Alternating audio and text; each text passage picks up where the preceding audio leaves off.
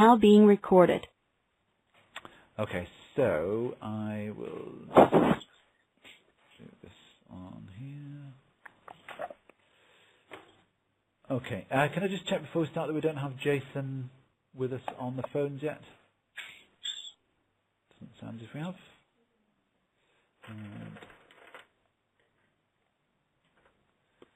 Okay, so for some reason, Nora, I can't make your two names going up on screen, but I don't think that'll bother you too much. It just means that the rest of us, we need to look at Nora too if you want to see who's talking. So what we're going to do then in this session is, as I say, talk about assessment. A couple of just general sort of tips and hints about this.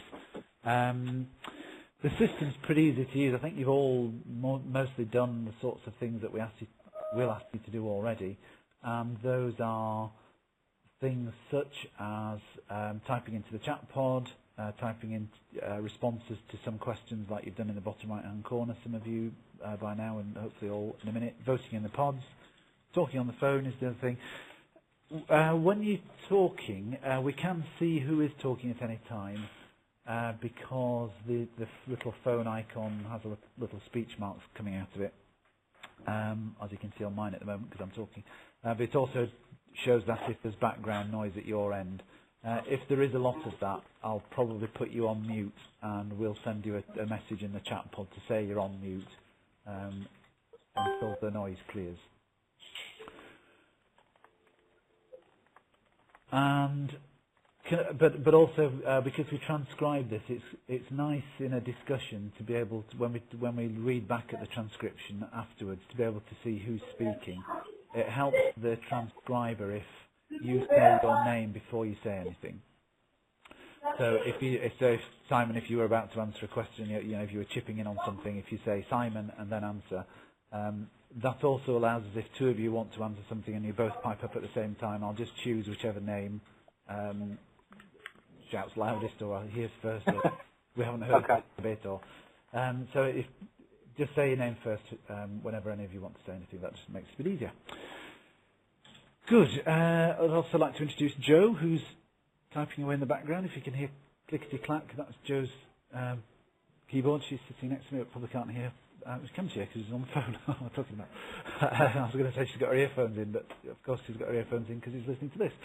Anyway, good. So, what I'd like to do first of all then is I've got an alphabetical list here which I'll go down in turn and ask you to say, just to introduce yourselves quickly, just to say what your job role is and what kind of school you're in, you know, big, small, urban, rural, high performing, low performing. You know, just give people sort of picture of who you are and where you're coming from in your answers. So, Tony or Anthony, as I've got you on my list, would you like to go first, please? Yeah, sure. My name's Tony Canavan. I am the Key Stage 3 Assessment Manager at an academy in North Manchester. Okay, that's nice and concise. Brilliant, thank you very much. And Craig, please. I'm a head of department in a small academy, but we're also part of a very large multi-academy trust which spread through the north of England. So we share our policies and things like that across all our academies. Okay. So, yeah, I might come back to that actually afterwards. I was hoping to ask some questions about that, but I'm not sure we've got time in this session, so we might come back to you afterwards on that one, Craig. Okay. Good, thank you very much. And David, please. I'm Dave. I work in a secondary school. It's just converted to an academy. I'm the lead teacher of English there. All right, okay. What was the thinking behind the conversion? Was that forced or voluntary? It was voluntary. Okay, good. That's good news. Good news that you weren't forced, I suppose. Great, thank you very much. And Gerard, please.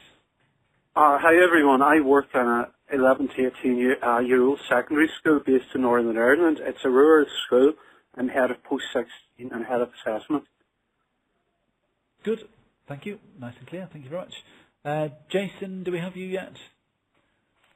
No. Okay, and Nora then, please. Hi, I'm Nora. Can you hear me just fine? Yes, you're fine.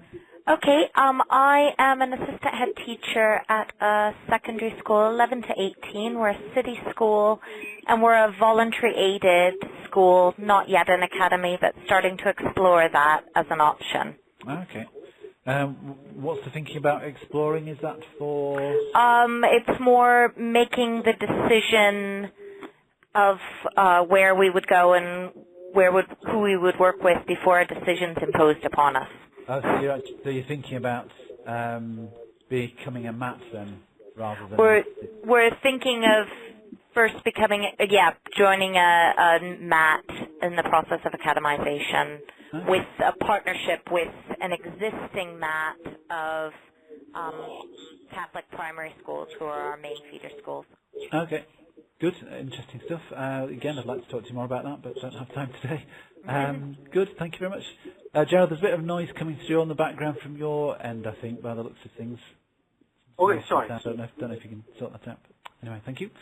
Thanks for that. Thanks, Nora. And Simon, please. Yeah, good evening, everyone. My name's Simon. I'm a Deputy Head Lead on Achievement in a large urban secondary school. We've got 1,450 children, 250 in the sixth form. We are just about to join a MAT. We are converting rather than being sponsored, I'm pleased to say. So I guess it's a good example of voluntary coercion. Okay, good. That's interesting that so much of that is already coming through. Good. So again, I think we might well want to come back and talk to each of those of you in MATs or joining MATs at another time. So great, thank you. So you'll see that we've put a poll at the bottom of the screen there, which I don't know how easy that is to read depending on what device and stuff you're reading on. But I'll just give you a minute or two to complete that if you haven't already. Let me just see. 1, 2, 3, 4, 5. Okay, looks like most of you have actually. Okay, so I just want to. The reason we've put this question up as a starter is, and I sort of clarified why we'd asked it and what we're talking about at the top of the chat pod. And I think I'll just make it full screen for a sec. Let's just do that. I think that's just the easiest way to read it. So the reason we're asking this is, what's the purpose of assessment? Well, it's sort of obvious why you would assess, because it's seeing, how well kids are doing. But we wanted to also just to ask you about that. Why is it so important that you want to spend money on it, for example? What do you do with the assessment? How does it help you? Is it for planning, or is it to check the predicted grades of your students? So those sorts of questions were really what we were looking for there. And feel free to carry on typing if you have any more thoughts about that once we just read through them quickly. So the responses we've got are to assist the quality of teaching and learning, to ensure that, here's Jason arriving, to ensure that students make expected progress, various complications from a bespoke Key Stage 3 assessment, and I introduced Doddle.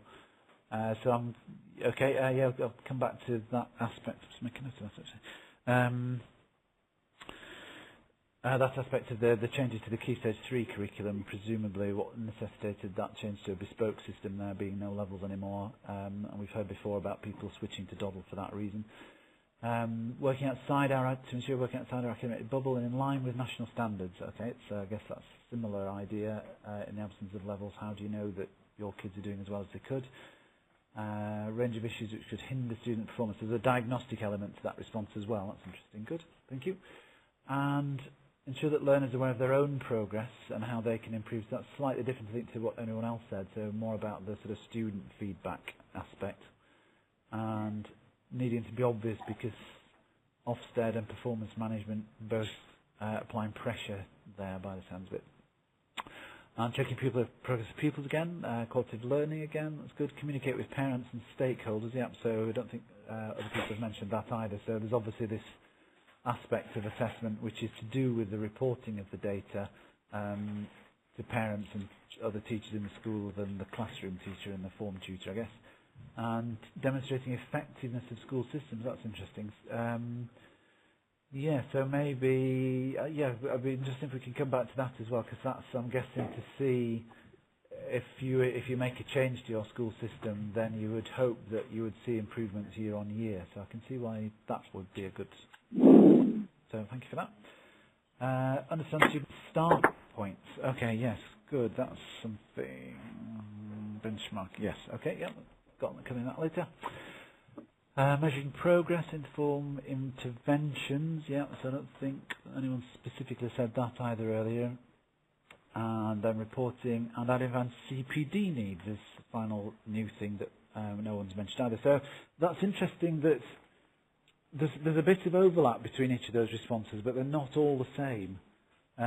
So you might have one might have expected that all of you would say it's to check that they're making sufficient progress, or that we're making enough progress through the curriculum, or it's to inform planning for that purpose, that sort of thing. So it's interesting that you've all settled on something when asked that one essential item, that you've all said something slightly different. Good. So I'll leave that open, and then if anything else comes back to you, I might ask you to add other things to that in a little while. Good. So I think Jason is still trying to join us. We'll just hold fire on that one. Good. So has anyone any comments about that list of things that I've just gone through? Anyone think there's a different reason for assessment that we've not mentioned out of that list? Anything you wish? The only other one I can think of is indirectly using assessment to judge standards, because once you can judge standards, you can start to make some sort of inference about value for money. Okay. Thanks, Simon. So value for money, and how do those two relate? I'm not quite clear what you mean there. I mean, well, so for example, I would go to the Governor's Resources Committee, and they will say, okay, can you explain to us where our Key Stage 3 is, given the amount of money we're spending, say, on pupil premium students and their outcomes. Right. So in our school, it's like £450,000. Well, if I can't be sure that we've got robust assessment systems in place, I can't convincingly show them value for money. Right, that's interesting. So you would expect to see progress as a result of those changes that you're making at Key Stage 3. That's interesting. And do the governors demand that of you? I kind of preempted it, to be honest. I think if you go to a government finance committee, you can expect it. Yeah, expect a grilling. Okay. Yeah. Great, thank you. So if you just cast your minds back to the pre-session tasks that we asked you about, there were sort of four areas that we asked you about, which were progress testing in English, maths, reading and writing. So those sort of cross-curricular skills, the maths and English, spelling, reading, comprehension, those sorts of things, which sort of underpin pupils' potential for accessing the rest of the curriculum, and the sort of things that you would hope kids might get better at during the course of their secondary school, and therefore become more and more able to access the curriculum. So we asked you about that, and we'll come back to what you said about that in a sec. We then asked you about cognitive ability testing, so that's the sort of the potential for students to be able to make progress, if you like. This was my working understanding of it anyway.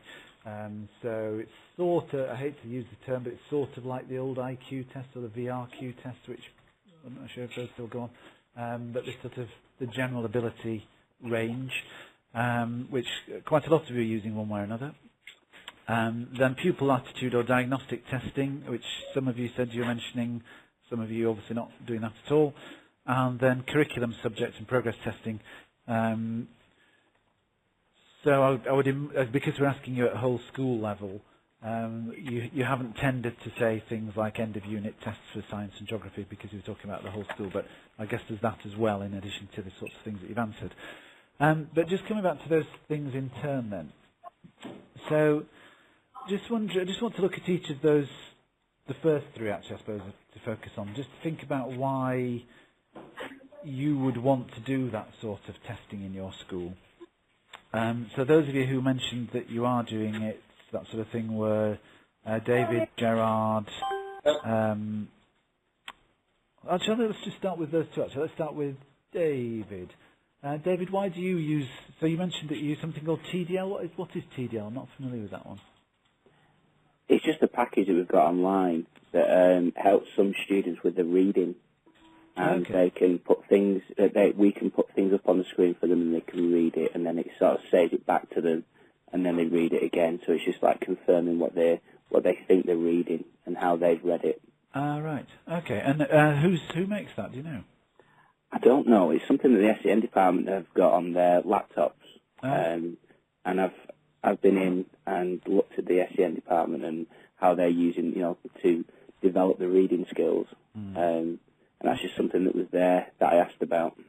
And you've rated it 5 in terms of recommending to others. Is that because you don't know enough about it, or because you don't think it's particularly good? It's quite niche. Okay.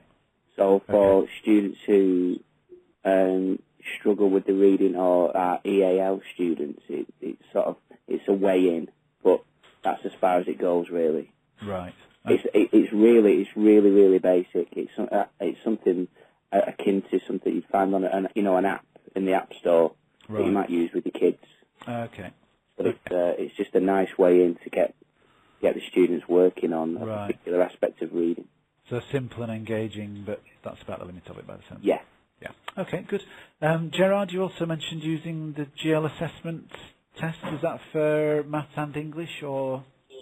Yeah, we use it for maths and English, primarily to test and to baseline our students at different key stage elements.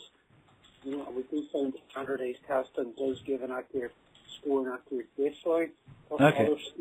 Other schools in the area do use it, so it has been highly recommended. Okay. So, and that baselining that you're doing, is that just in Year 7, did you say, or? Yeah, we completed in Year 7, yeah. We also completed at the end of the year, it would be in England, Year 9, yeah. Okay. So Year 7 and Year 9. And presumably you're measuring progress with that between Year 7 and Year 9, are you? Sorry? Are you measuring progress then between Year 7 and Yeah, we're measuring progress because, again, we would have, there's quite a lot of movement in our time of children between schools, so we find within 2-3 years, for example, your group could have different characteristics, they could have different traits, so it's important to continuously baseline and gather data about the students. They were completed, for example, actually it's uncompleted in Year 7, they completed and the end of their primary 7 year in primary school, the end of their Year 6, so they are still quite immature, and sometimes that data is not always accurate, we find, testing at such a young age. That's interesting. Other people have mentioned that to us this week too.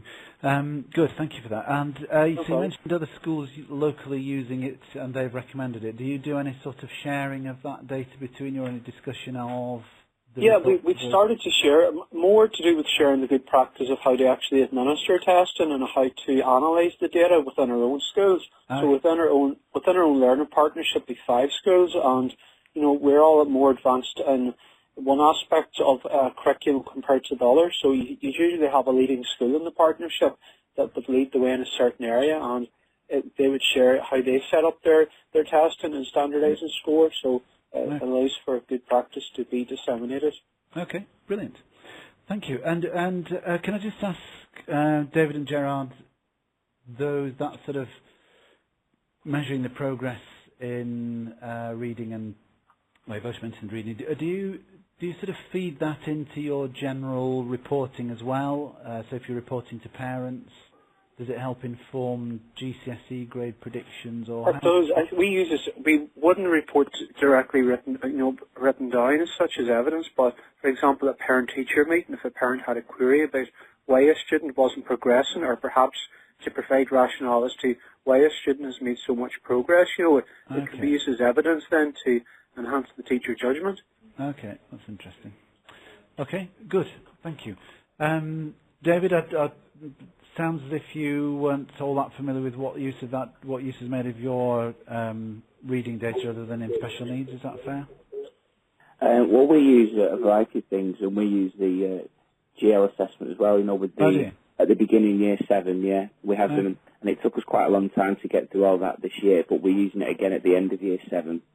And like Gerard said about informing, when we've got parents coming in and they're concerned about their students, about their child, we explain to them, this is what we've seen, and we've seen some disparity between primary school assessment and the data that's come in to us into secondary school and their starting point when they reach secondary school. So we've used that to make judgments about sets and things, and also as they progress through school, we can look back at that data and to make suggestions about why things may be a disparatory element to some things.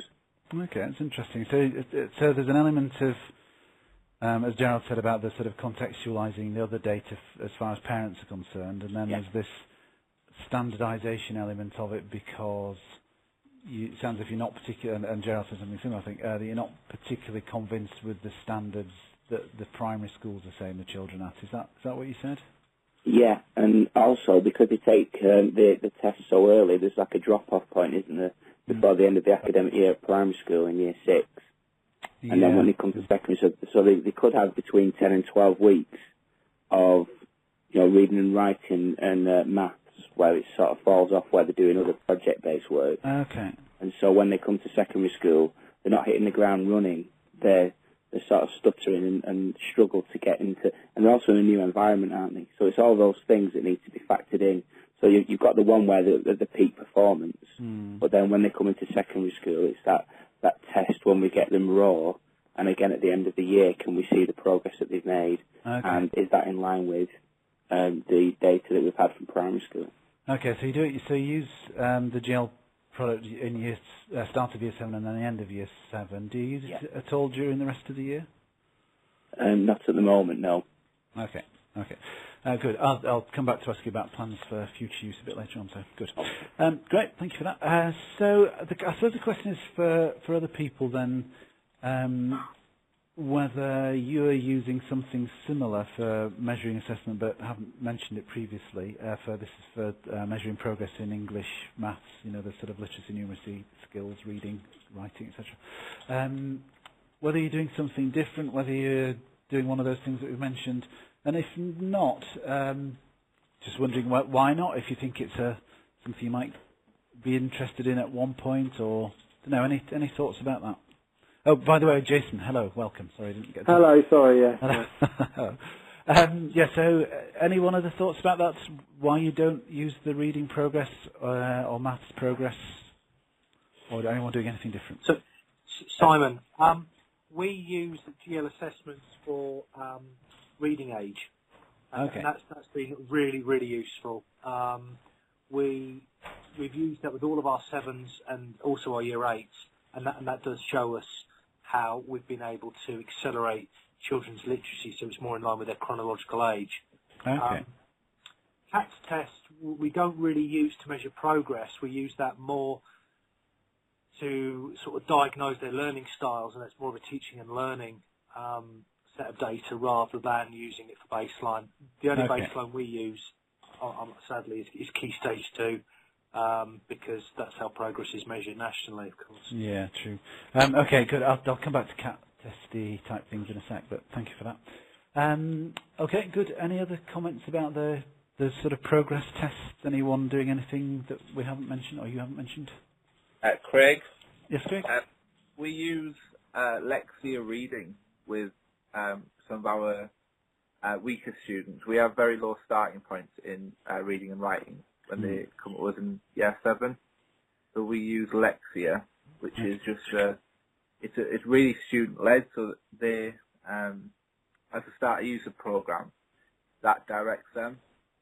All right. Each is given a data driven action plan. All right. Which is unique for every student, but it requires very minimal teacher input, and students engage with it because it's more of a sort of a game style assessment. So it's digital, presumably, then? Yes. Okay. All on computers.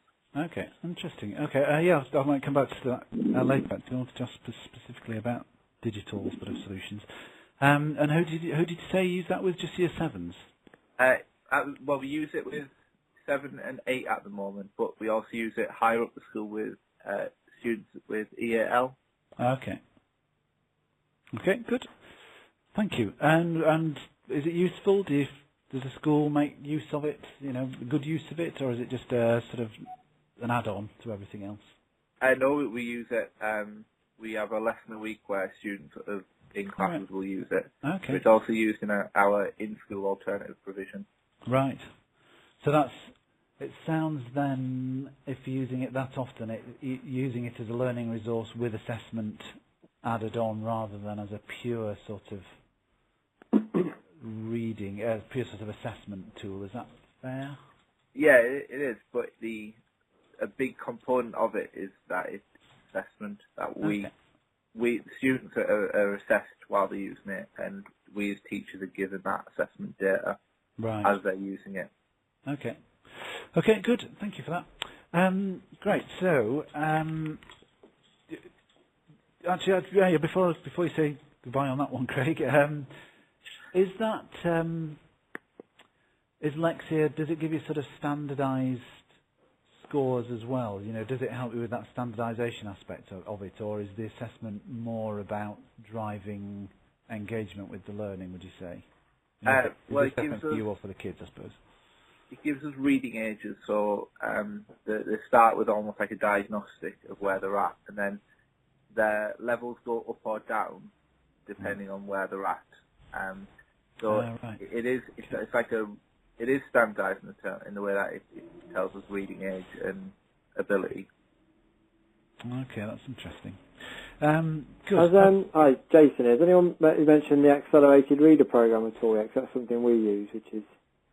Yeah, I noticed you put that in. Was that you put that in the feedback form? Yes, I did. Yeah. Yes, yeah, that's right. We've actually got that in a separate section, I think.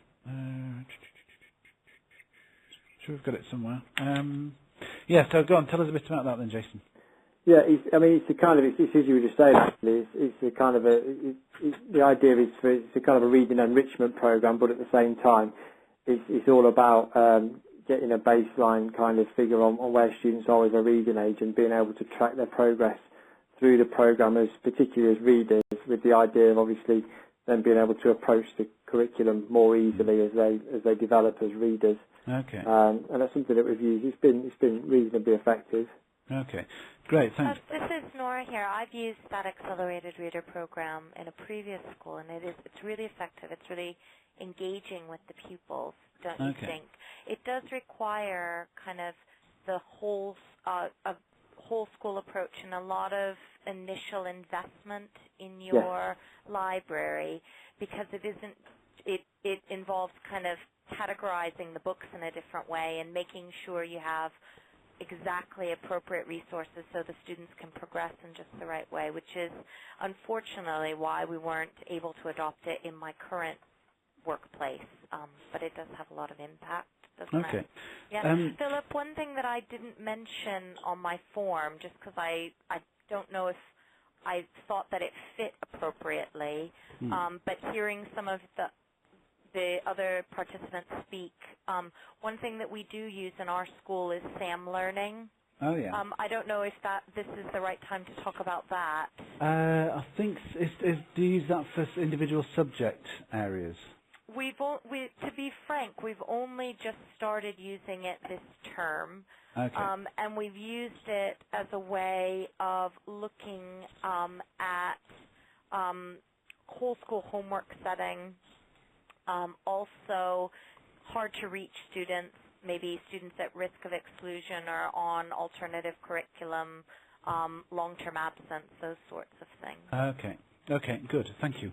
Thank you for telling us about that. Yes, I think we'll leave that one for now. I just wanted to ask about leaving it actually particularly because I'm just before we move off progress testing. So you've all, apart from Nora at the end there, mentioned progress to do with reading and reading ages. Do any of you use any of these systems for maths, or is that left to the maths department to do their own sorts of testing, or anyone doing anything similar in progress testing for maths across the school? No. Okay. Hi, it's Dave. Yeah, the GL assessment does have a maths element to it. Okay. And we use it for English and maths. Okay, right. So are you using that for similar reasons? So you mentioned exactly the same reasons. We do them at exactly the same time, one after the other, in block sessions. Right. And we put them, put all the students through that so we know where they are. Okay. And using it for the same reason in terms of contextualising to parents and that sort of... And also for, to contextualise for members of staff as well. Okay. And is it important here that they, like you said, for the English being about reading age, what's the sort of equivalent there for maths then? I think it's just a functionality issue, isn't it? Just to make sure where they are with regards to how they function in that particular element with the results that you get. Okay. In English, I don't understand the complexities of that because that's not something I've seen. But I know that we actually do test them for maths as well as English. Okay. And do you use that because it allows you to measure how they compare to students nationally, or because you can then see how well they're likely to do in national curriculum? So, is it sort of national curriculum level based, or is it, or whatever the alternative might be, or is it? Yeah, national. It's nationally. Yeah.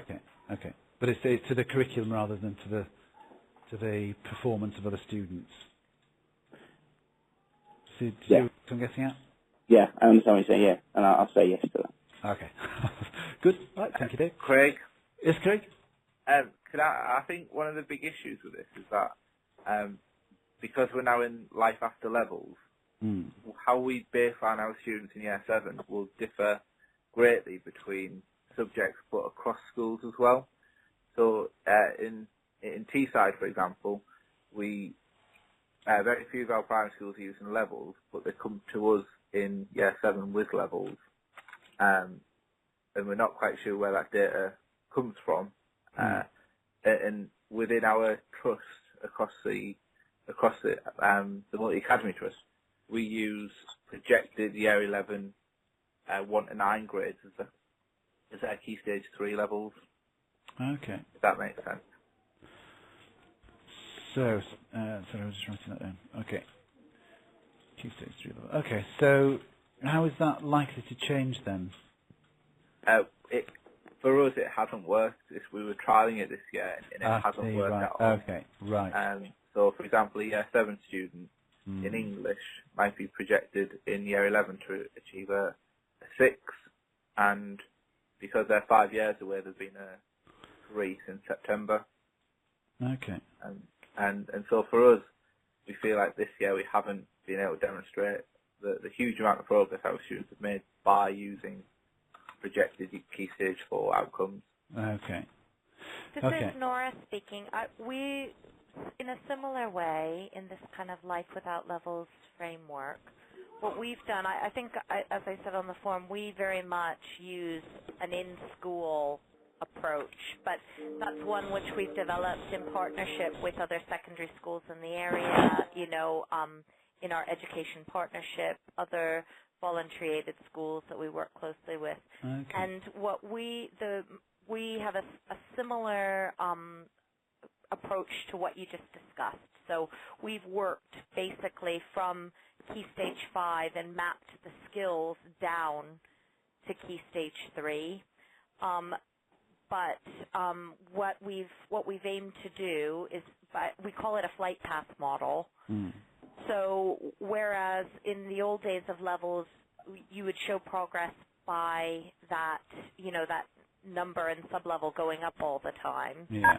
Here, really, because the skills build upon each other, progress is, if a child is a rising achiever, being called RA in the beginning of Year 7, the beginning of Year 8, the beginning of Year 9 would mean that child's making expected progress for us. Okay. So it's been a shift in terms of way of thinking for parents and also for staff, who are used to kind of seeing the levels build and build and build. Yeah.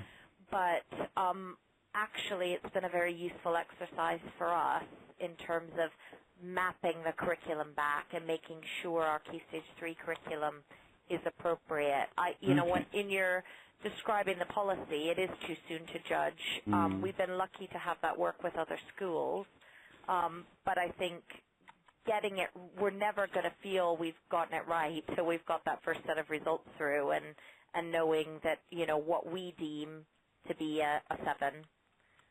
you know, at GCSE level really was a 7 down at 7 so and 8, yeah? I guess in response to that question about the standardisation then, in the absence of any national system, you're getting together with local schools and working out for yourselves what a lot of work level. scrutiny with local schools, okay. Absolutely. Okay, interesting. Great, thank you. So can I just then ask you about the next lot of assessment types that we looked at, which was the cognitive ability testing. So most of you said you were doing something here, whether it was CATS or Midyis or Yellis, Midyis and Alice, in fact, that's what I'm going to say. And it sounded as if most of you were fairly happy with those systems that you're using there. Just going to pick out one or two of you to comment on some of the things that you didn't like, or you're perhaps less likely to recommend to other schools. Craig, you mentioned that your CATS testing you only gave a 5 to, which was lower than other people's. Is that reflecting some dissatisfaction with the test that you're using? It's more for us that we feel like it wastes time in year 7 when they arrive. Like I said, when they arrive with us, they are very low starting points anyway. So we just feel like herding them all into a hall and testing them isn't achieving very much. But we recently joined the Academy Trust, which doesn't use CAT testing, and that's why we're unlikely to be carrying on. Okay. So how does FFT work then? Is that teacher assessments? How does what? Sorry. Fisher Family Trust work?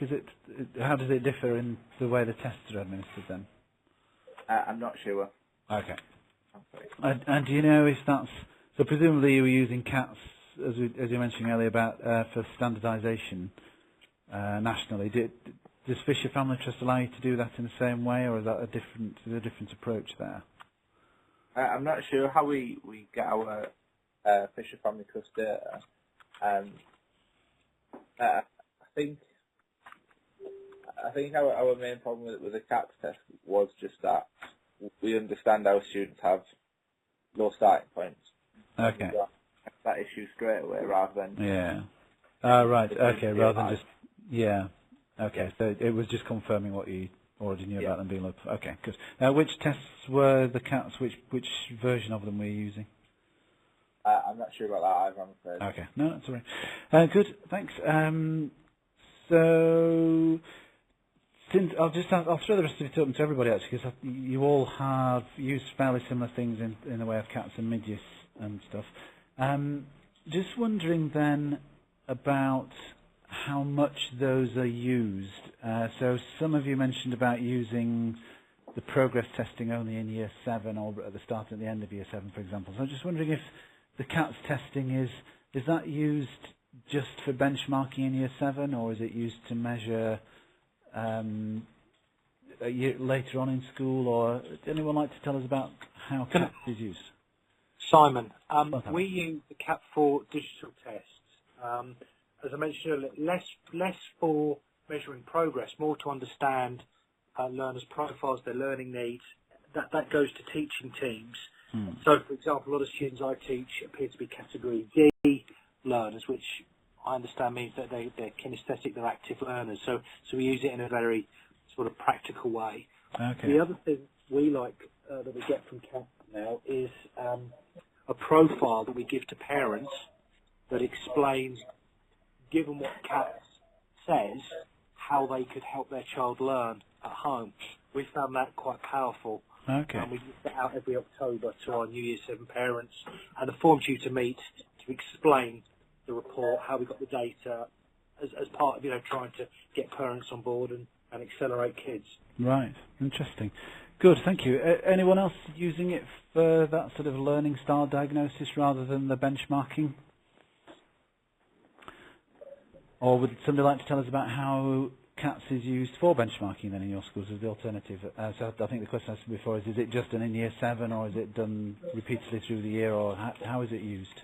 Well, this is Nora. This is something that's actually a recent change in our school. We previously used the CATS for across year 7 just as a baseline measure. And then we retested a very small cohort of pupils as part of our gifted and talented identification process when they were in year 9. We've made the decision across the school that we're going to use CATS in 7, 8, and 9 for the entire cohort now, for a couple of reasons. First is that we feel it's reliable data. In the absence of levels and with all of the changes that are going on at primary school level, we feel like at least with the CATS we're working with something with kind of that historic data behind it. We also, as somebody mentioned, we found that the parents really liked that report and seem to engage with the report that CATS gives well. So that's why we've made that decision. Okay, good. So you've got the report and you've got the fact that it's a constant in a time of trouble. And we like their reading test as well. We use the reading age test that goes along with the CATS. Okay. We found it seems to be because it's online and it's responsive, so the questions are reacting to the kids' ability. We found we're getting more accurate information. Our SEN department, for example, liked it a lot more than previous reading tests that we used in school, the old-fashioned kind of ones. Okay. Yeah? And that's, I missed which CAT system we're using now. Was that the GL one, did you say, or the Hodder version? I think it's the Hodder one off the top of my head. Okay.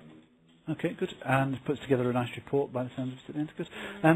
Yes, so Simon, can I just come back to your question about this report that your system generates for identifying learning styles, for example? Is there someone in school who has to collate that manually, or does the system put it all together itself, or how does well, it's a bit of both. It comes. One of the downsides of CAT is expensive. Okay. And we buy the full package, and it's called the Gold package, and we get these automated reports. However, we do have to go through, and it spits it out as PDF documents, one for the teacher and one for the parent. It's pretty good.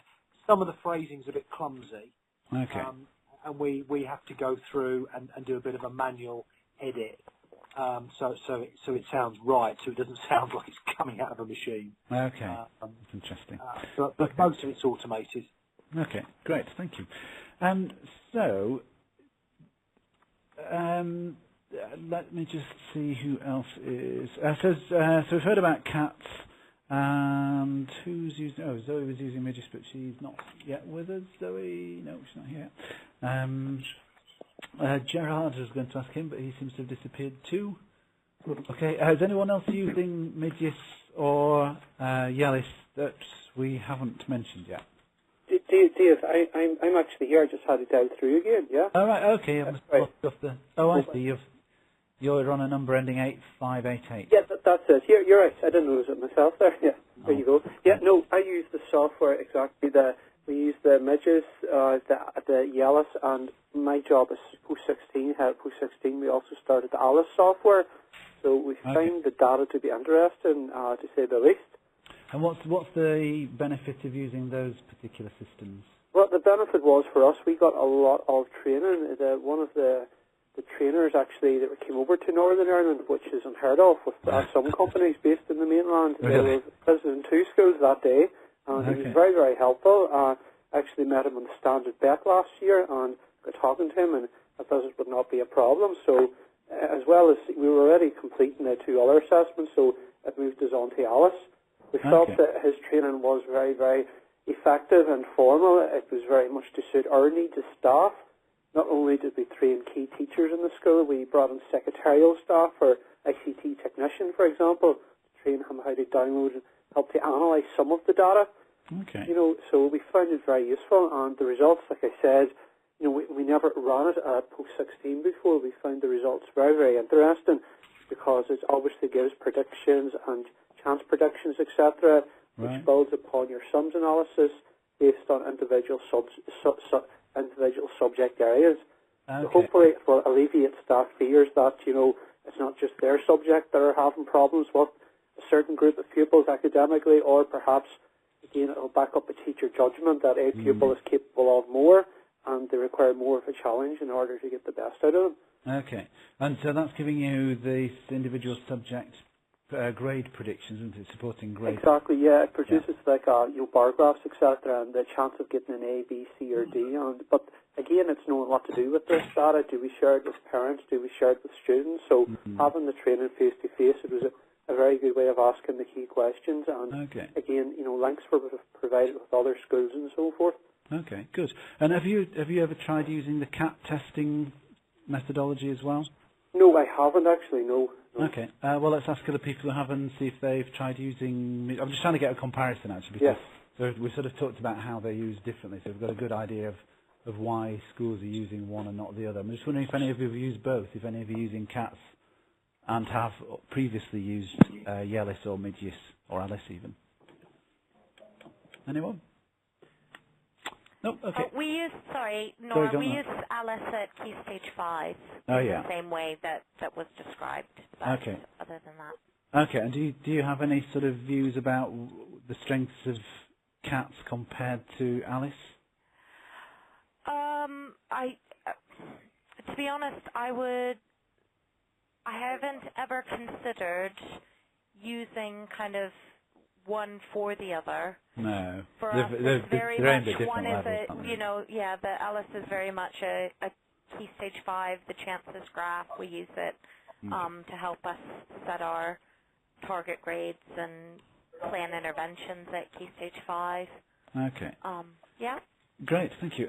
So I'd like to ask a question of all of you for the chat pod, actually, to ask you to all to write this, because I'd like to get an answer from all of you based on the things that we've been talking about so far, which is that I'm just wondering whether we can get a sense whether these sorts of tests that we've been talking about so far, that's the progress testing that we talked about at the start, the English and mathsy type ones, and then the CATS and the mid-UCLC type ones, the cognitive tests, whether you think those are going to be used more in future or less.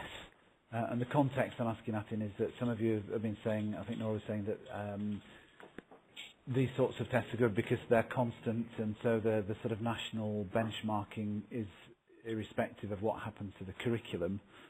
So they have that sort of constancy. Does that mean that you use them more or less? Are there other reasons why you might use them more or less? I'd just like to hear from all of you, if you could just type that into the chat pod now, what you think the future holds for that sort of testing in terms of whether you're going to be doing more or less. And also, does that more or less mean in a wider range of year groups, etc.? I'll just give you a sec to type something in the chat pod about that.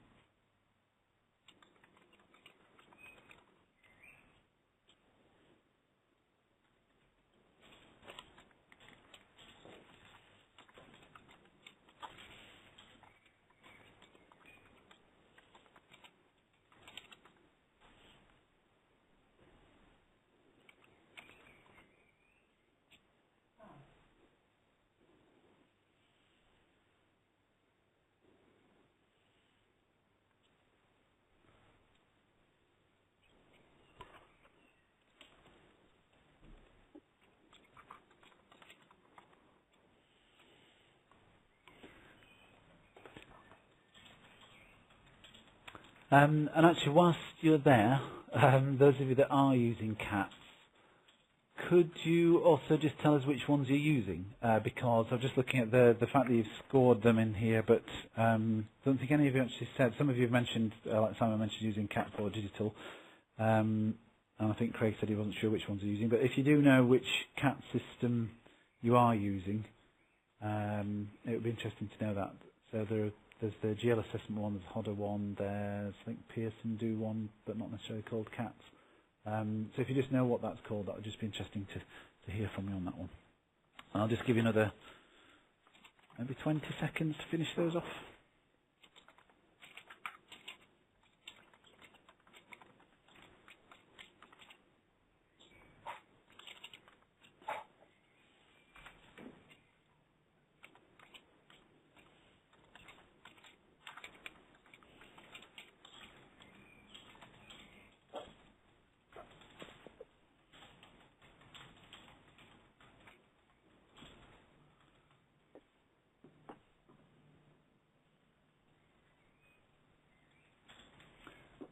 Good, thank you for that. Marvellous. So let's just have a quick look down what people have said there. So Simon wants to use cats more. More turbulence at key stage 2 means we need a more stable diagnostic tool. Yes, so, similar to what Nora was saying then, Simon, there, I think, isn't it? That, So, yeah, I mean, I'm worried. I think we've got our head around what a 4B looks like. I'm not sure I understand what a score of 100 is going to look like.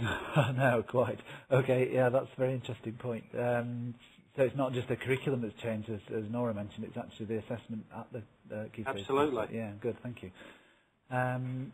Gerard Moore, Durham University adaptive questioning. So that's digital online you're talking about there then, Gerard, is it?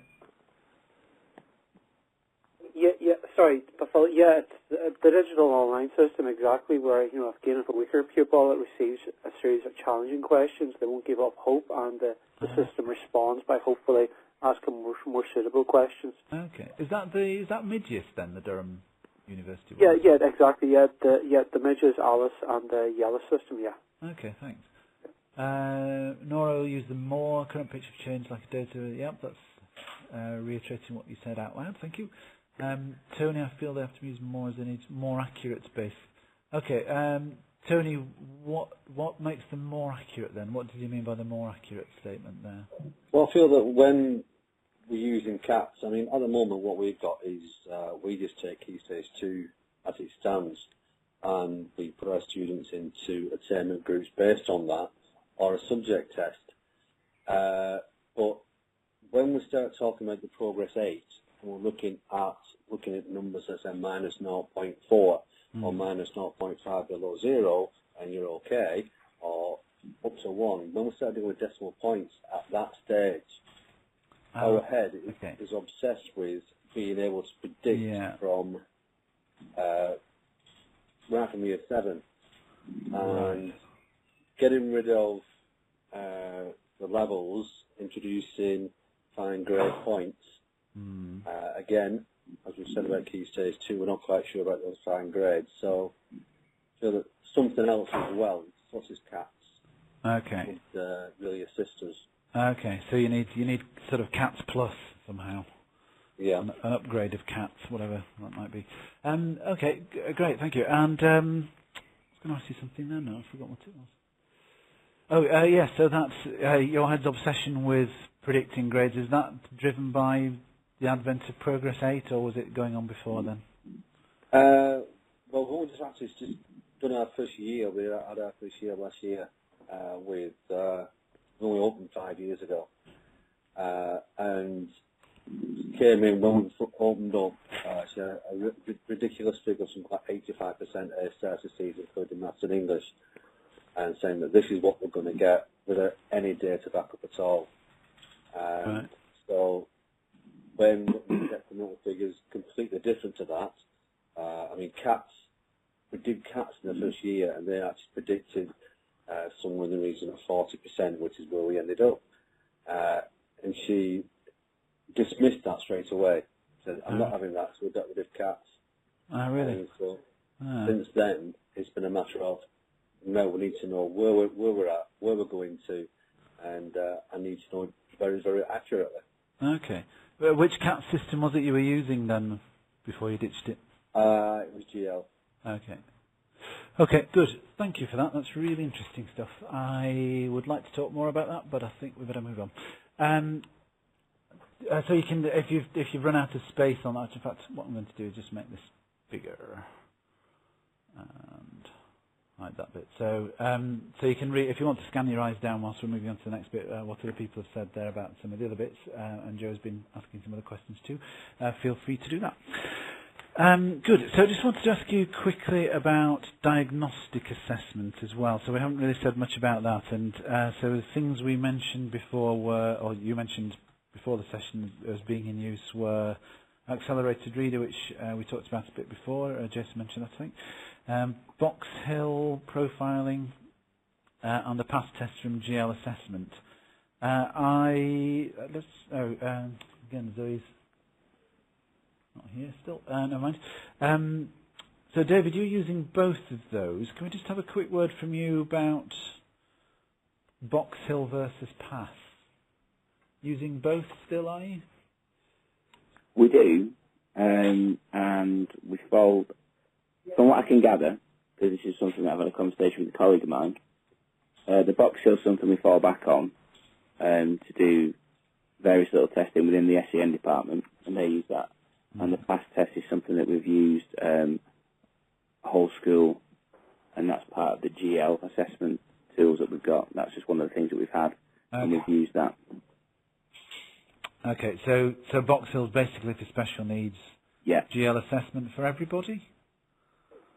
Yeah, that's what we've been doing it for. Yeah, that's what we've been using it for. Yes. So sorry, I meant the PASS testing bit for everybody. Oh, it's been used more widely than the Box Hill. Okay. If you're looking at, you asked me about the two systems. Yeah. PASS has been used more widely than the Box Hill. Right. Box Hill's pretty niche. Okay.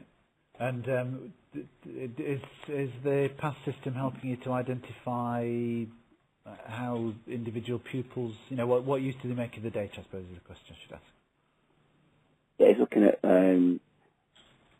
both sides as well. We can use it to, if there's a parental question regarding their child's performance, or if there's a teacher question regarding that, we can put that in place. That's how we've been using it. Okay. And we can use it on whole classes to have a look at a whole class. Right. And we can also look at it with individual students or small groups of students, because we withdraw students as well and support them, and we can put them through that test. Okay. Okay. Good. So neither used for everybody, but one more used more widely than the other. That's right. Yep. Can I just ask use that as a sort of illustration of the way these sorts of tests are used for everybody, and then ask, do any of you think that you are likely to do more of that sort of testing? So the responses we had earlier about the CATS testing, the progress testing, all sort of generally seem to be thinking that it's likely that there'll be more of that going on one way or another.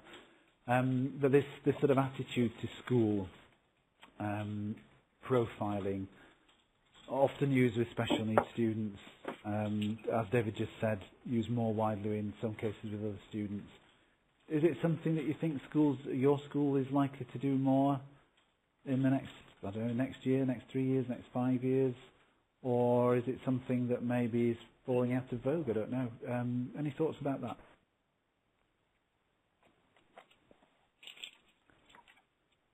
Nobody? To be honest, it's something, Philip, that we've looked at just briefly. We're in a position at the moment where we had an Ofsted inspection that didn't go as well as we would like, and one of the key issues there was behavior. And we've been looking at kind of whole school behavior, whole school attitudes to learning, those sorts of things, and it's something that a few members of the leadership team, middle management, have asked us to start to look into. Okay. But it's not something that we've kind of definitely gone for yet. Okay, so potentially more, but feeling your way in, by the sense of it. Okay. Yeah, absolutely. Okay, good. Anyone else? Any thoughts about that aspect? The whether you're likely to do more of that sort of diagnostic pupil attitude type surveys? I don't think so. In my school personally, it's Jason. I think somebody mentioned earlier on in the chat pod the issue of cost with some of these things as well. Okay. And while certainly we're looking at some packages for baseline testing at the beginning of year 7, right. I think beyond that there's going to be very little else we'd invest in, and a lot of it will come down to cost, to be honest. Okay. Okay, good. So thank you for that, Tony. Jason, sorry.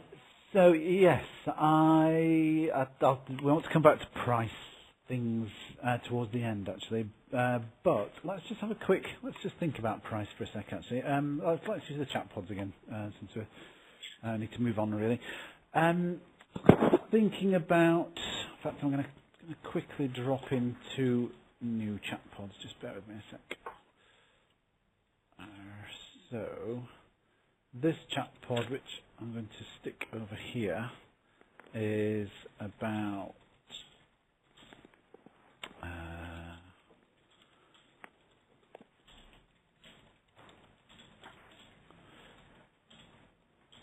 Sorry, just bear with me a sec.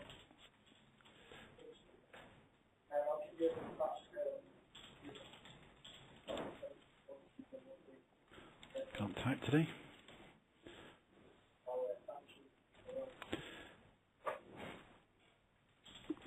Okay, so that's one.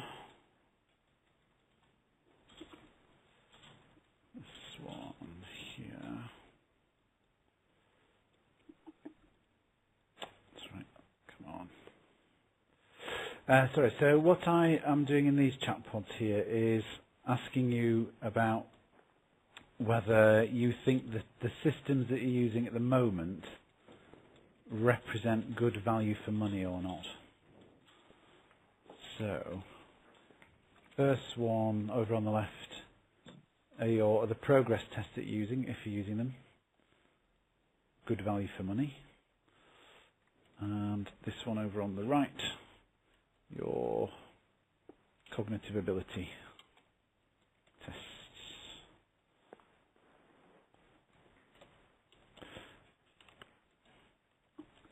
Okay, so the question is basically, do you think they're good value for money, the things that you're using at the moment?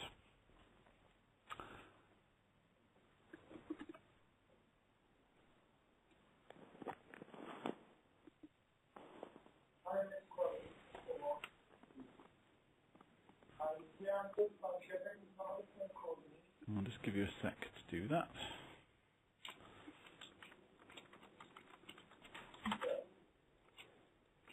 And there'll be a follow-up question in a sec.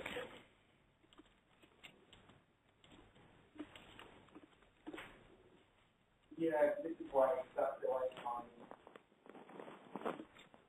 Yeah, it's not working, is it? Yeah. Yeah. Yeah. Yeah.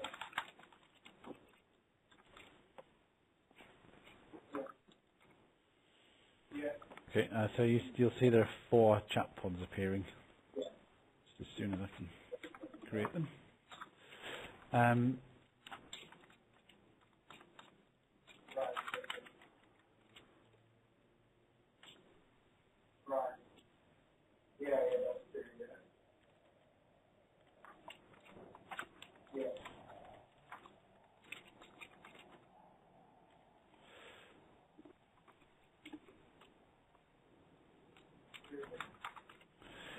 So, just wanted to get a roundup of thoughts on these things from each of you, and I want them in writing because I'd like to hear from all of you, and I might well come back to asking you about them a bit later on. So, looks as if most of you have done the first top 2, which is the value for money of the testing that you're using at the moment. So, just wanted to see, first of all, because a few of you mentioned about price and although they're expensive, they're useful. Some of you said, I think that was David, I think, and concerns about whether you could adopt more cognitive ability testing because of the price of them, somebody mentioned earlier. So just wondering whether generally you think they do represent good value for money, and whether, I suppose, a sort of corollary of that is, do they give you enough information in the sorts of format that you want in order to make it worthwhile paying for them? And the reason we're asking that really is to run alongside that question about whether you think you'll do more or less, because if you think you want to do more but they're not, the ones using aren't very good value for money, then you're probably going to want to switch, and vice versa. So it's just to sort of gauge what the changes there are likely to be.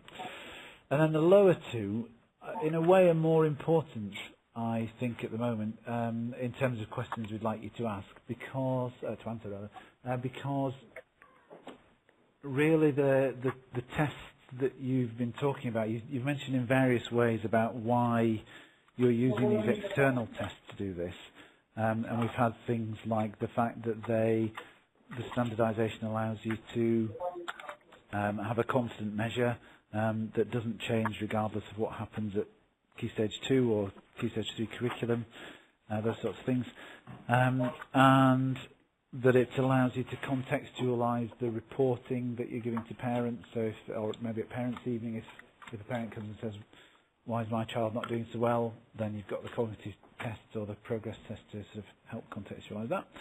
And then the reading age aspect of standardisation, obviously that was important to some of you who are doing that sort of thing. And some of you were saying that it's more about not so much the national standard, but the mapping to the curriculum. So it helps you, it gives you a sort of independent view in the absence of levels of how well your kids are doing in terms of progress for subject areas. Phew, so I'll just give you another, looks like cognitive ability test. We haven't had many, we've only got 3 comments in that one, so I'll just give you a few minutes to see if there's more you want to write about that before we move on.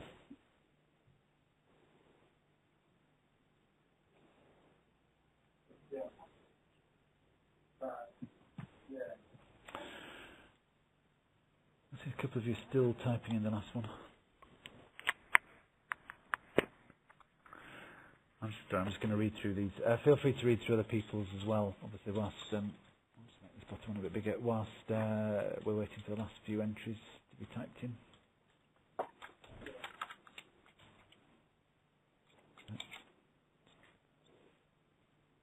Move that out of the way.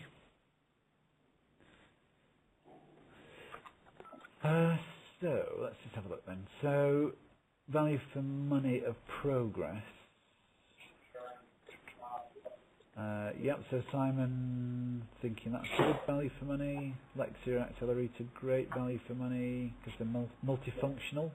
Okay, so embedded into part of the learning, Craig. That's an interesting point. Yeah, that's an important difference with those two, isn't it? Simon likes the reading age test from GL. Tony, too early to say on Doddle. David, a bit too soon. It can visibly would be become more value for money. Okay, thank you. Reading ages data is part of our CATS packet. All right, that's interesting. Okay. Nora, do you think those are good value for money then? I don't think you've actually specified that in the box there. Pardon?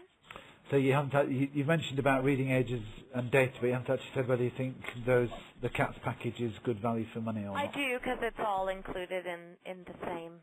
All right. Okay. And I think you said you were using Hodder. Were you there? I said I need to check that. All right. Okay. Yeah. Okay. Good. Thank you. So then, cognitive ability, lots of reassurance, Nora. Thank you. Yeah, that's a good point. Getting more difficult to justify, Simon. Cat 4. Is that because the assessment is becoming less important, or just because the budget's becoming much tighter? In just simply cost. I think the old package is like £12 per student. Okay. So we've got 250 year 7s. That's a lot of money. Yes, true. Do you think you will be able to afford it in future? Well, it depends if I can keep convincing the governors. Not thus far I've been successful, but there will come a point. I think with another 8-10% cuts in funding, there's going to be some really, really hard choices. Okay. Okay, good. Thanks. Gerard reckons that the mid-use is good value for money. Yeah, definitely. I think it is, especially when there's different premium levels available. As to it fits the budget needs of all schools. Okay, good. Thanks. And Craig sort of saying the opposite, really. Although obviously not the same product, but just saying it's more about the close relationship with the primary schools. That's interesting. Okay, good. Let's just have a quick look at the standardisation responses then. So Simon agreed it's important. Yeah. Reinventing the old end of Key Stage 3 SATs. Yes, blimey. National answer is really important for Ofsted. Okay, that's a good point, Craig. And context standards. Okay. So, Craig, do you actually look to see how other similar schools are doing in your your progress testing scores? Or do you just sort of look to see how your students are going across the national average of schools? You don't look at individual specific schools, presumably? No, we do. We focus on national, but okay. I think any sort of standard testing, we should look at similar schools as well, because all right. That's a more useful benchmark. And can you do that with your system? No.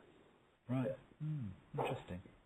What do other people think about that? Does anyone agree with Craig's point there that it would be useful if you could pick your schools to compare against with progress tests rather than just looking at the national average? I guess that's sort of the approach, that some of the exam boards take. AQA, for example, when you look at your results, they, on their online program, they will compare your school to other similar schools with a similar kind of size of cohort and type of cohort, and it's useful in that context. Right. Okay. I guess it's more high stakes at that end, isn't it? I guess that's why you would. Yeah. Yeah. Okay. Good. Thank you. Yeah. Simon, I would have a concern. I mean, I know what was that Nora, that the point she makes about similar centres, and you see it come through on the reports from the exam boards.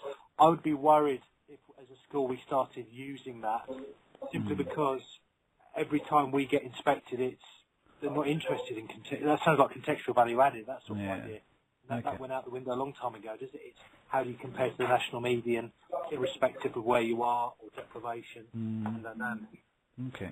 Okay, great, thank you. And just one last question. I won't go through all the other response sets because we need to move on a bit, but just one last question about this on this standardisation issue is, so some of you were saying that rather than, I can't remember who it was now, I might have been Nora, that rather than the importance being on this sort of national standards for, I think we're talking about Key Stage 3, but more generally, rather than knowing that you're assessing against a sort of external national standard, some of you were talking about doing more sort of moderated local school cluster assessments where obviously the national standard there isn't so important. What do people think about that? Is that a trend? Do you think it's more important that you've got some sort of external third-party validation of the data? Any thoughts about that? Hi, it's Dave. Yes, Dave. That's one of the key things as a lead teacher in English.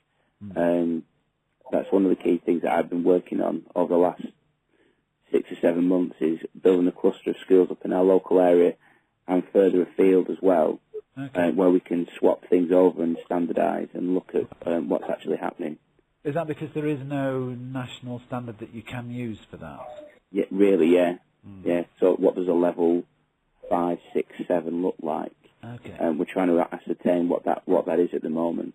This is and GCSE what kind of grade. Questioning are students struggling on at GCSE. Okay. Yeah. And AQA is really good. At Key Stage 3, they've created end of unit tests. So at the end of the year, we use those tests which align themselves with the new GCSE for English. Okay. But the problem with that is that you've got to go back to source with your schemes for learning then and find out how you can ensure that the content is there. So we've been looking at other schools as well and how they've dealt with similar issues. And is there a pattern of weakness with students across our cluster or locally? Because we can't do that nationally at the moment. Okay, good. So let's just thinking then about the rather than looking at the subject level sort of GCSE grade predictor type assessments. If we can just think about the ones we were talking about at the start, which is the progress test and the flexibility test, and maybe even the diagnostic test. With those ones, can you get away with? If that's probably a leading way to ask the question. Does it matter whether it's for those sorts of tests, whether those are standardised externally, or can you use just a sort of internal local cluster alternative? I'm guessing from the fact that a lot of you are buying into these external things, and from what you said earlier that the standardisation was important. But I'm guessing that's because it's external rather than if you were to devise your own, even if you had the time and the wherewithal to do that, I'm guessing you would still prefer to be able to compare it to data nationally. Is that a fair summary? Does anyone want to disagree with that? No, Simon. Yes, Simon. I think that's true, and I think as well it doesn't just have to be credible to us; it needs to be credible to other people. Okay, yeah. And somebody mentioned about Ofsted earlier as well. I'm guessing that's in the same sort of ballpark, isn't it? Well, it is. And again, I don't just think of Ofsted, but I think if you're going into a MAT as we are, I think the MAT would want to understand how each school is performing and how they were arriving at those conclusions, but also governors as well to say, well, you know, how do we know that you're using a robust yardstick, or are we just picking measures that we've designed in school and are perhaps a little soft? Okay, great, thank you for that. Good. So I just wanted to show you the results of the poll that you filled in between you at the start, which was to ask you about what you thought about your current whole school assessment policy. When I asked you things about whether it was perfect, but still not. So one of you thought it was perfect. 4 of you thought it still needed development, and 3 of you thought it was only just being revised. So it sounds as if only one of you are entirely happy with the assessment policy that you've got in school so far. Now, one of the things that I would like to ask you about that is this question over on the right here, which just wiggle about so you can see which one I'm talking about. Is there anything, so leaving aside whether, obviously some of you are saying it needs further development, and some of you are saying it's just been done and it's too soon to tell whether it's fit for purpose or not, or good. Just wondering if it occurs to you, maybe through what you've heard other people are saying, maybe through demands that you've identified before coming here tonight, whether any other additional assessments that you think your school could benefit from having access to. And they may not be ones you've mentioned. It might be something completely blue sky, anything at all. So I'll just give you a sec just to type an answer in that. And I've done it this way so that you can't sort of look at each other's answers beforehand and then decide that you'd like that too. I just wanted to sort of, it's a bit of a brainstorm, I suppose. Any other assessment tools that you think your school would make good use of? Bearing in mind we have some clients listening who might be able to deliver that for you one day.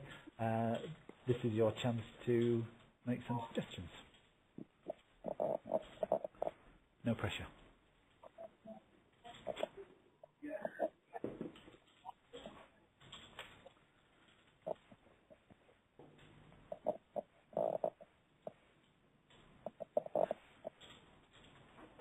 Okay, anyone still typing? I'm typing. Okay. Yeah, I'm typing. Okay. So you can see on the chat pods when people are typing, but not with these things.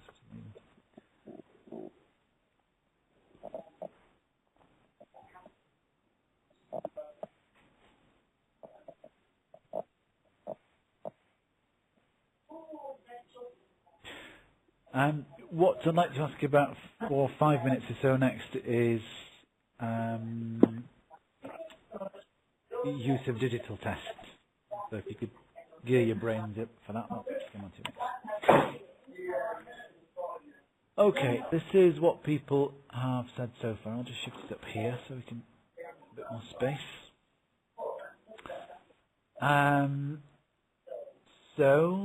First person says they're not sure. Fluid area at the moment. Key stage 2 being mostly derailed, and key stage 3 wasted years. That's a very good point. You should read our blogs where we've talked quite a bit about that over the last 18 months. Good. Increase in seeing a greater number of pupils coming to the EAL. Accurate way of measuring their ability. Okay, that would be interesting. Good point.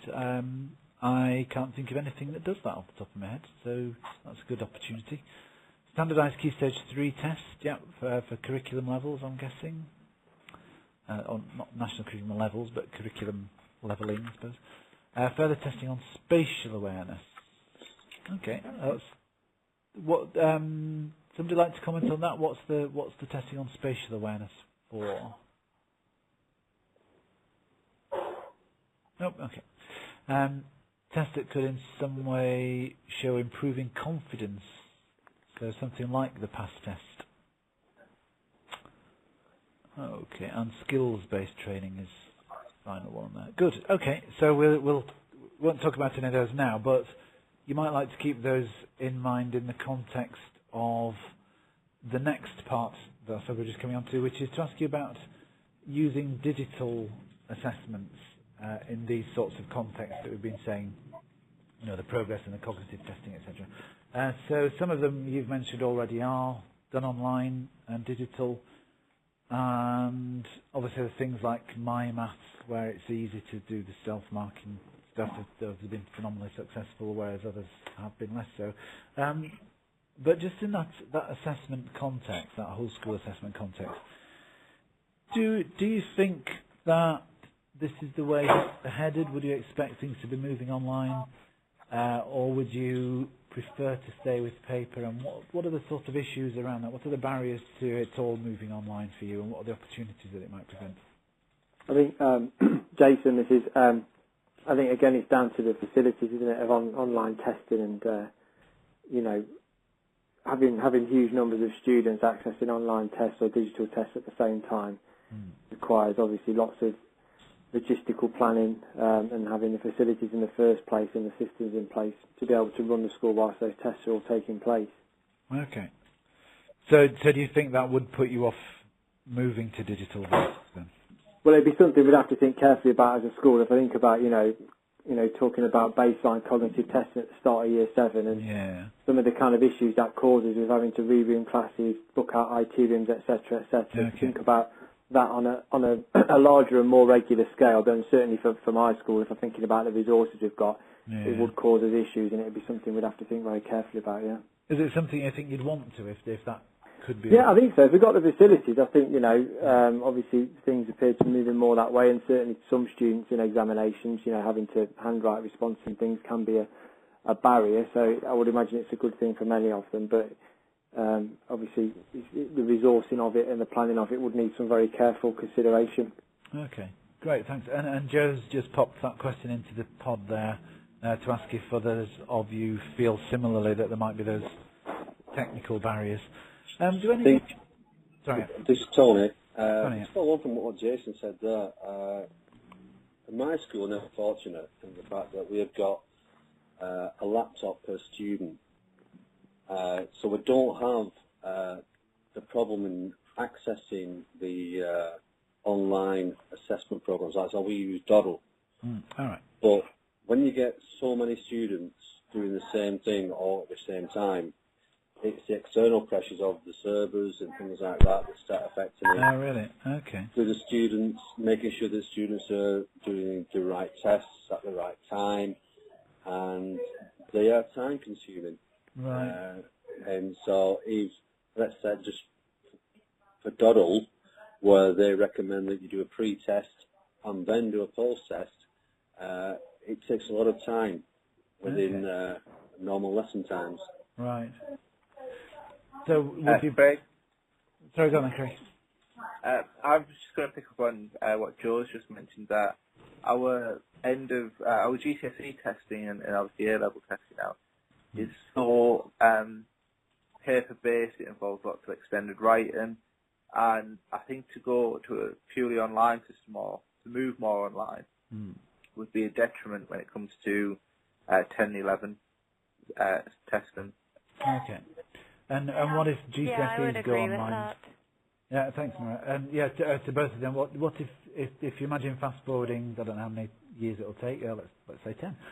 If you went 10 years hence and found that GCSEs were being done online as well, would that change that context? Then would you feel more happy about everything being digital in that context? No, I don't think I would. I think no, I wouldn't. Still, in terms of jobs and things like that, we need our students to be able to write. Okay, let's capture this exam. Seems to be quite a definite feeling here, so I'm just going to put a quick poll on to make sure we capture that. You can guess what's coming, I think, which is... And so remember too that I'm talking about these sort of CAT and progress testing in this poll, and just want you to vote on digital, paper, or either, or no vote if you don't have any particular opinion. So, and this is just quickly to capture. So we've had some reservations about PC access, about the fact that everything is external, is done on paper still, or most things. Though you may notice that the new Year 6 multiplication tests are going to be digital. So just wondering here whether you would prefer digital or paper versions of these tests. So we've got 5 of you voted so far. How many have we actually got left? 1, 2, 3, 4, 5, 6, 7. Good, that's everyone voted. So 1 of you wants digital, 2 of you want paper, and 4 of you happy either way. Good, that's a quick and easy answer to that one. Brilliant, thank you. So it sounds as if that's fairly mixed response. So I just want then to, I'm just looking back at some of the prices that people have mentioned about things earlier. For sort of, it's become clear that some of you are finding benefits from things which work together. So somebody mentioned using PASS assessments as part of the GL package along with CATS, for example.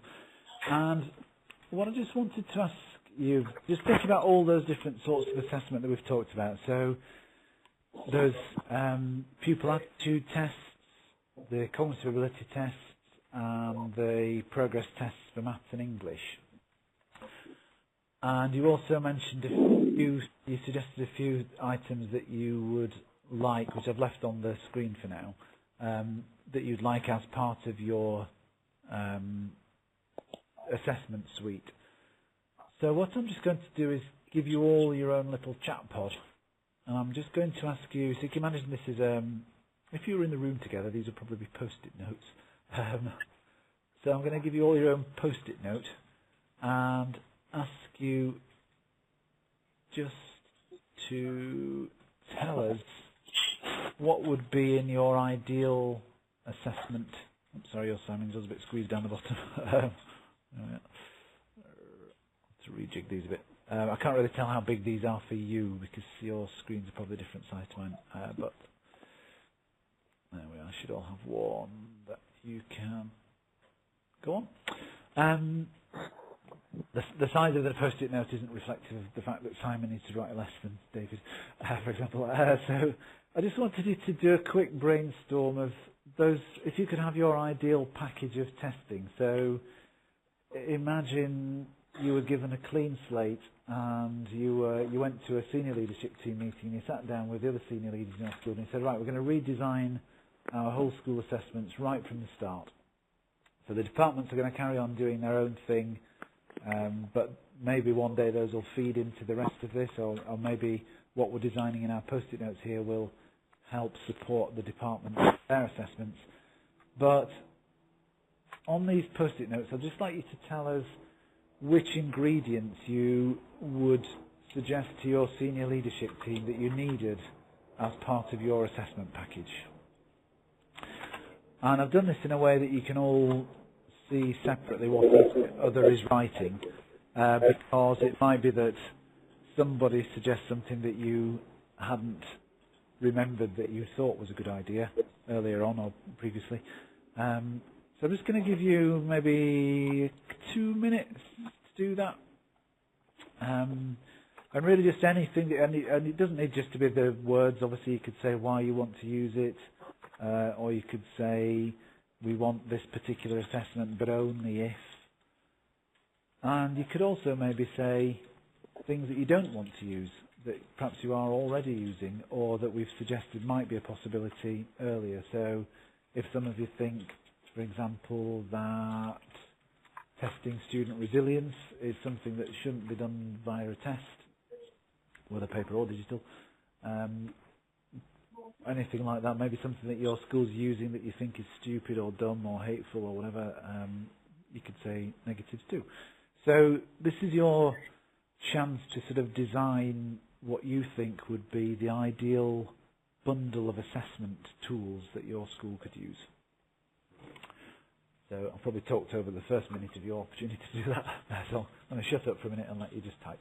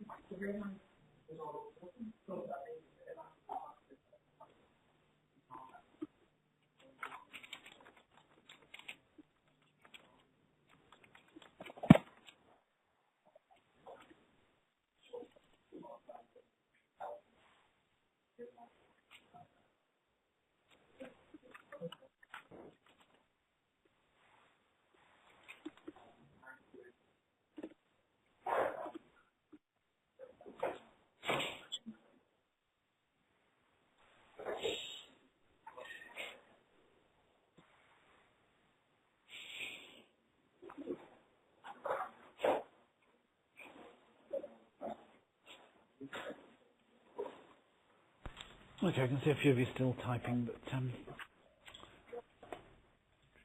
but yeah. So I've mentioned a few in a couple of those chat pods there to ask you if you think there's anything particular any particular types of assessment that you would want in there.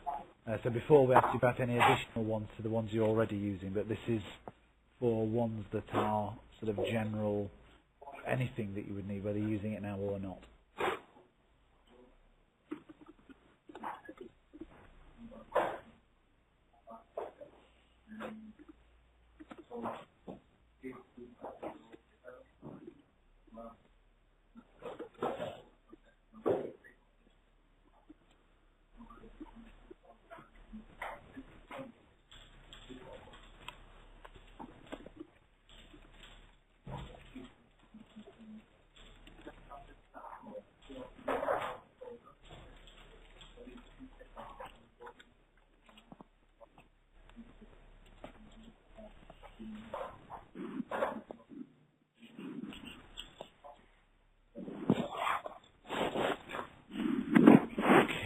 So let's have a look at some of these. So I'm just going to copy some of these out into a poll, which I'm going to ask you to vote on in a sec. So focus on literacy and numeracy. We've got science, special area of testing. Okay.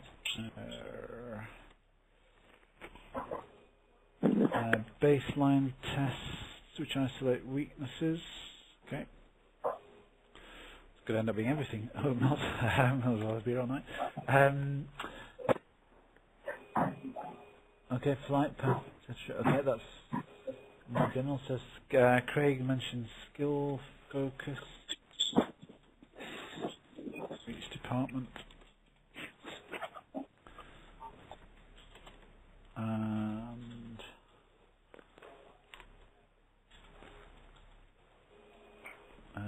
okay, so analysis and evaluations. Okay, good. So, Jason, reliable and robust starting point. I assume by that you mean that the data you get out is sort of standardised in some way? Yeah, currently we've set data obviously using Key Stage 2 information, and given a lot of the changes and a lot of the things that are going on there with Key Stage 2 assessment at the moment, that's obviously not quite, we're not as confident and not as reliable as it may have been previously. So, having some kind of systems in place, and that's why we're looking at using that. So we've got something and we know where we are at the start of every year to help with target setting and establishing where students are and where they should be going over the next 1, 2, 3 years. Okay. Good. So I'm just trying to round up all these into one central thing so we can see which ones are most important.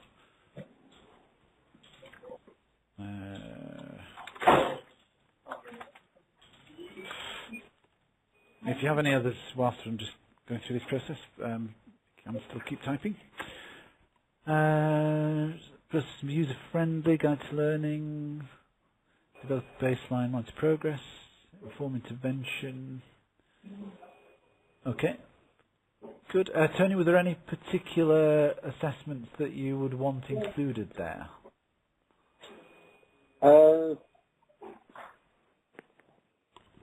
Not really. I haven't even thought. I mean, I was just thinking about, as a package, how would I be looking at, what would I be looking at from an assessment package? And listening to my staff and what they say about the assessment and what I deliver to them,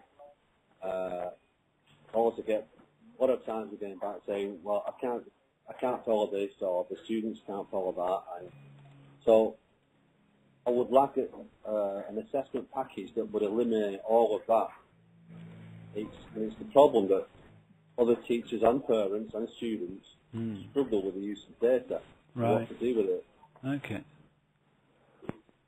So something which is just much better presented in terms of reporting and feedback to everybody.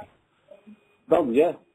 Okay. Get something all in one package that's easy to follow and easy to use, and you don't have to sit there for hours trying to analyse something that's there in front of you. Is the ideal package. Okay. Interesting. Thank you. It would basically put me out of the job, but never mind. Never.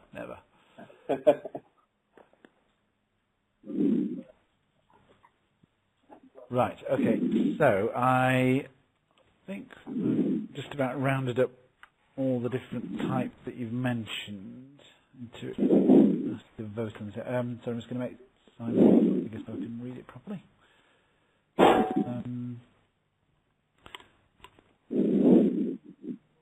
Okay, Simon's exclusive, exhaustive list, rather. Good, reading age tests. No, I don't think we mentioned that one before.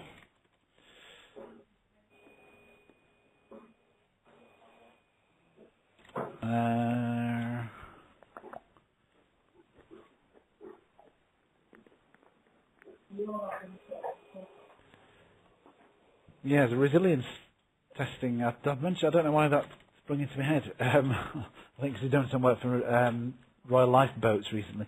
But that's interesting that you've mentioned that, Simon. I don't know if you can test it, but I don't know that it's quite a big thing in school at the moment. I know it's a little bit in vogue, isn't it, as a thing? That isn't what's driving it here. Right. It's an issue. That sort of academic buoyancy. That sort of idea that you stop giving up. That's a big thing for us. Okay. Is that because of the pressure of the exam system at the moment? No, I don't think so. I think it's a bit of a cultural thing, and I think it's potentially it's quite an issue. I think for students who perhaps come from some families where actually we don't really see a huge amount of resilience, and as a school we need to support kids with that. Okay.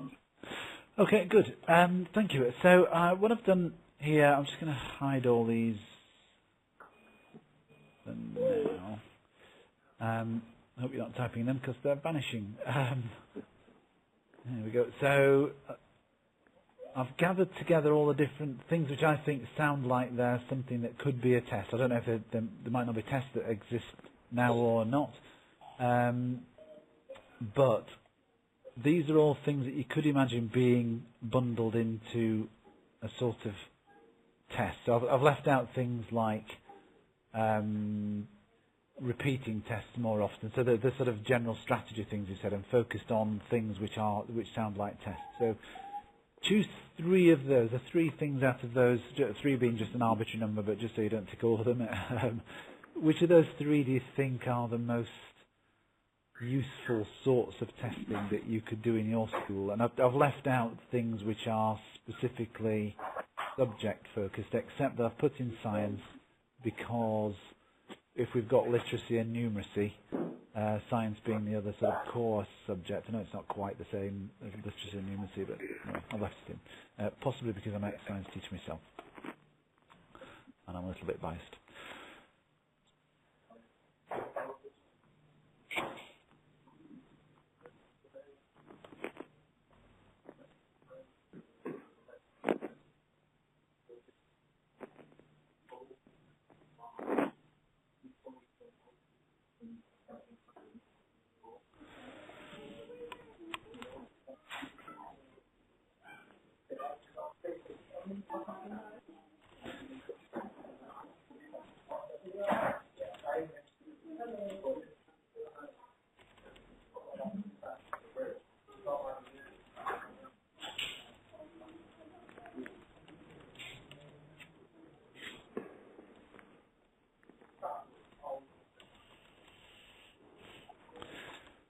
Okay, so I have, before I reveal the scores on that, I have a question which is sort of in preparation for the next part. So I'm going to pop it into the chat pod in just a sec. But first of all, just thinking about, so some of these things might be things that you're using already that you've just checked.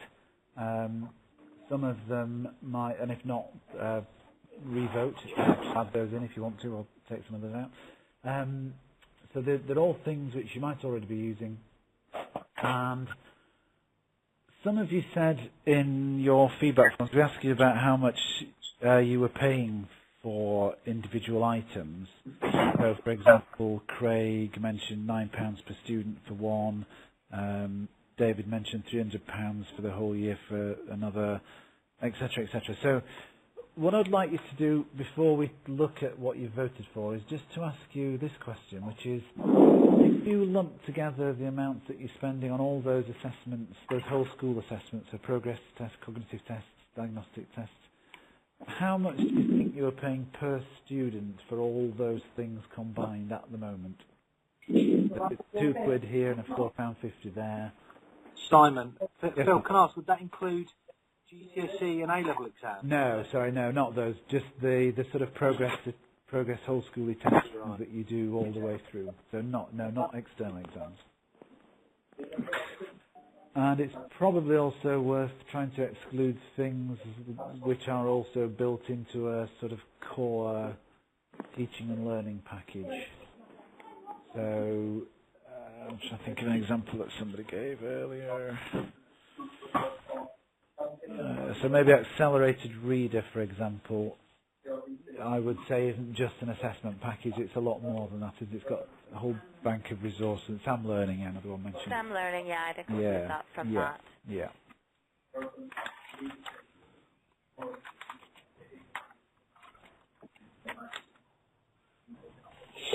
So, and this can just be a complete ballpark guess, just on the basis of roughly what you know.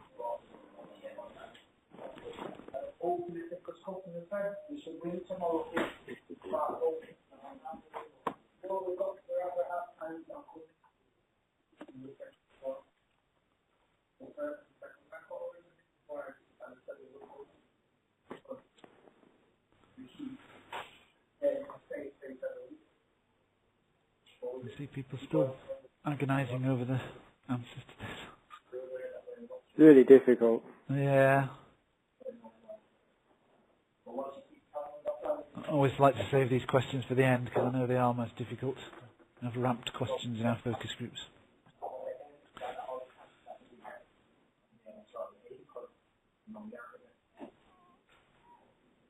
So we've got a range from 5 to 15 appearing so far.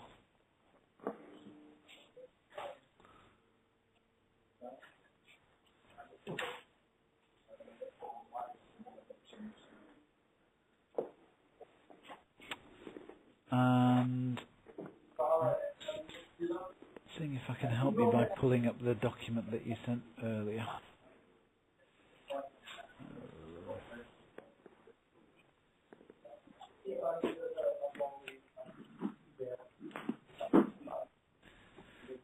Do any of you just not know? Any of you just want to throw your hands up and say, "I've absolutely no idea. I just don't even want to be asked this question." Because we do quite often get that when we talk about how much schools spend on stuff. It's fairly common that people have no idea how much they spend unless they're the school business manager. But it sounds as if you're all fairly happy with that. So bear with me a sec.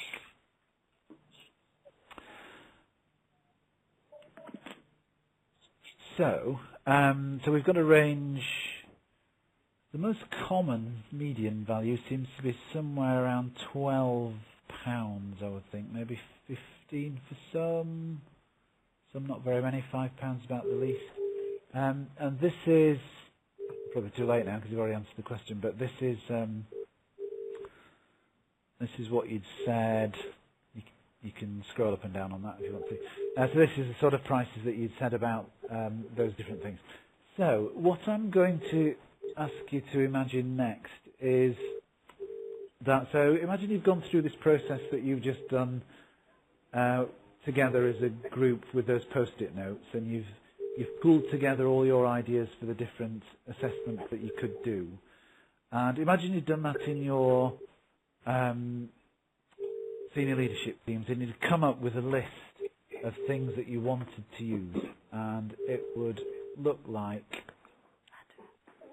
get rid of that now, it would look like this. So the polls that you've mentioned there, so the most common elements that you're interested in are the focus on literacy and numeracy. None of you have mentioned science or past tests. Baseline testing to isolate weakness. 2 of you have mentioned core skills, focus for each department.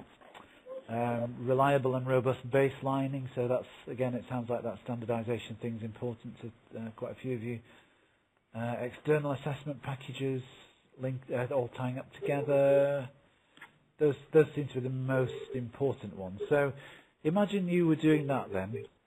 Imagine that was the sort of list that you come up with, and let's just pick those ones that between, as we've said, are the most important. Imagine, rather than doing that range of things that I just briefly showed you on the screen that people were choosing from, there are a lot of you there were saying that you're buying lots of different things. You're picking and mixing from different providers to do the past testing or the science testing or the cognitive ability testing, whatever else it might be. Imagine that you'd found a package which bundled together a lot of these tests. Maybe all the ones you've said and maybe some others, but it was a whole suite of tests. It might be 8, 10, 12 tests, which you could use with any year group. You could use it as often as you wanted. You could use it for as many or as few tests as you wanted. So if it included diagnostic testing, you might only use that with half a dozen special needs students in year 7. It might also include the baseline testing that we've talked about. It might include the focus on literacy and numeracy testing. So that whole package bundled together.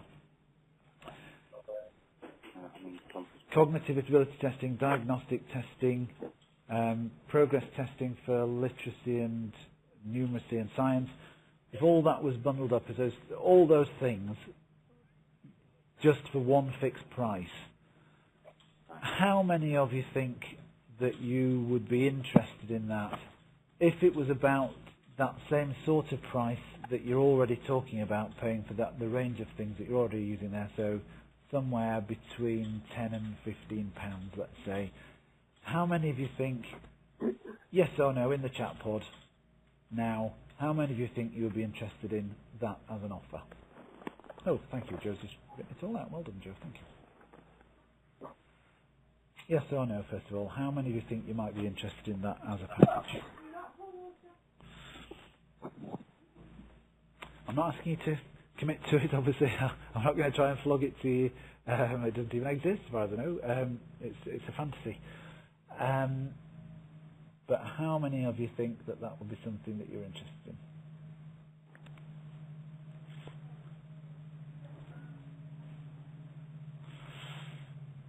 Okay, it sounds like that's universally popular. Nora, just waiting for your final decision, I think. Yes.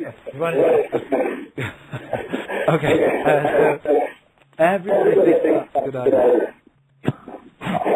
Oh, that's okay. So there's a strange noise, isn't there? I don't know if you're getting that. Okay. So, good. So everybody likes that as a notion. I think you've already, and Nora's summed up nicely, I think, in her final 2 points there, what your expectations of that will be. So that they were all a single package, that the numbers all talk to each other, I guess is what you mean by that. And obviously that you would need to, not obviously, David, your phone's a bit noisy. So since we're nearly out of time, I might just mute you. So good. So that sounds like it's fairly popular. And let me just ask you one last thing on price then. Again, just a one-word answer. We're right on the last minute.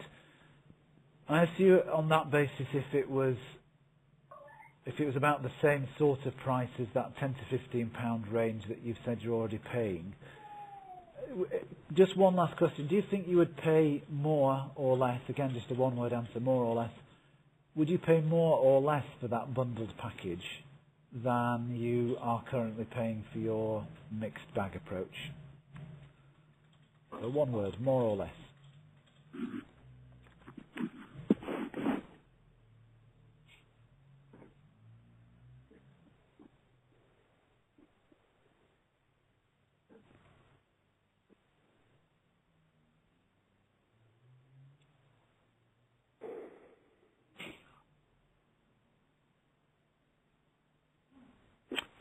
Okay, good. You all pay more or slightly more. Excellent stuff. That's it's very. I think that's probably the first time I've had such unanimous acceptance, approval, agreement with anything in any focus group I've ever done in the last 15 years. So thank you. That's a nice point to end on. It's always good to achieve some sort of consensus. Thank you all for coming tonight.